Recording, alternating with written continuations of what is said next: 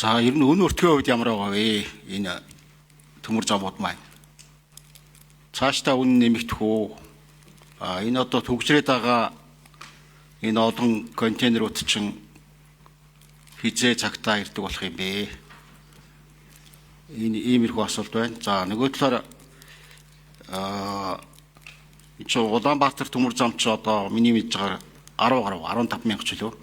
Нийтдээ одоо хичнээн төмөр замын ажилчин албаа агчд байна вэ гэсэн иймэрхүү асуултууд байна да. За, гамт гишүүний асуултанд хариулъя. Дэлгэр сайхан сайд. За, энэ Улаанбаатар төмөр замын хувьд бол өн өртөг бол ер нь харьцангуй өндөр талдаа. Энэ бол одоо нуугдах юм байхгүй. Яг тэгэхээр өөрөө төмөр зам нэгдүгээр хуучирчихсан зардал өндөртэй. Тийм учраас бол бид цаашдаа шинэ төмөр зам, цахилгаанцсан төмөр зам барьж ийж энэ үнэн өртгийн тухай асуудал эргэж ярина.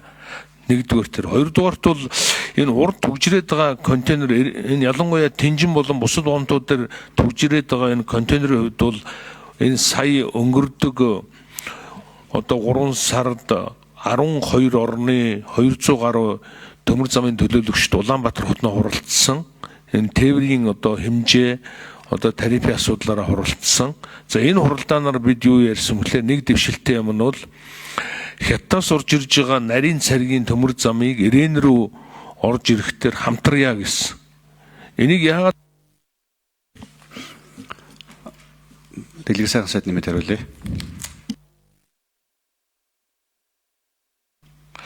Энийг яагаад хамтрах гэж байгаа юм гэхээр зэрэг одоо бол нарийн царгаар ердөө хоёрхан зам орж ирдэг. Өдөртөө ерөөсөө нэг төмөр замаар нь ачаагаа оруулдаг, нөгөө төмөр замаар нь татаж аваа явдаг. Одоо болтол нэг нөгөө хэлэхэд гар ажиллагаатай. Одоо бараг 50-60 оны одоо өөрөө чинь сая хэлдэг цагаан хааны Орсын үеийн гар ажиллагаатай нарийн төмөр замын царигтай байгаа.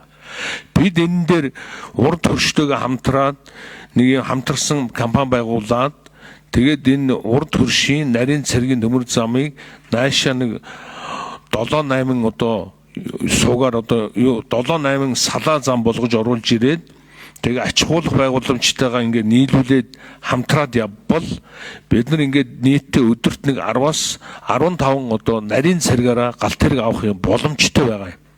Энийг Хятадын төмөр замтай ярьсан, энийг засгийн газар дээр танилцуулаад улсын хурлаас зөвшөөрөл өгсөн тохиолдолд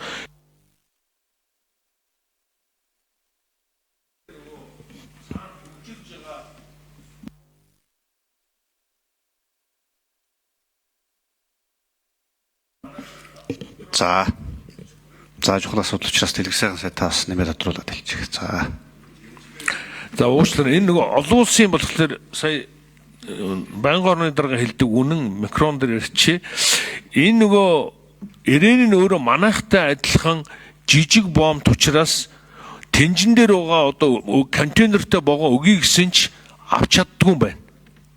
Тэгэхээр бид нар үл ингээд өөрсдөө бол өргөдгөж чадахгүй. Танайх одоо ийм том газар нутагтай тэгээ өөрсдөө ийм ач хуулах боломжтой ийм учраас танайх замаа манайтай нийлээ өргөдгөж чадах юм бол бид нар Ирэн дээр зогсоохгүйгээр бүх контейнертэй ачийг оруулаад өгөө л гэж байгаа. Тийм учраас бид нар энэ дээр эхний ээлжинд бол Хятадын одоо төмөр замтай одоо эхний ээлжинд бол санамж бичиг зурсан. Энийгээ бол засгийн газар танилцуулаад улсын хурлд оруулж ирсний дараа хэрв зөвшөөрвөл бид нар энийг хийх бүрэн боломжтой. Ингэж ээж контейнерийн одоо төгжрэл байхгүй болно. Тийм учраас бол энийг бол одоо бид цаашдаа одоо эргэж засгийн газараар дамжуулж улсын хурлд оруулж ирэх ийм одоо үйл ажиллагааг одоо явуулж байгаа гэдгийг бас тань зориуд хэлье.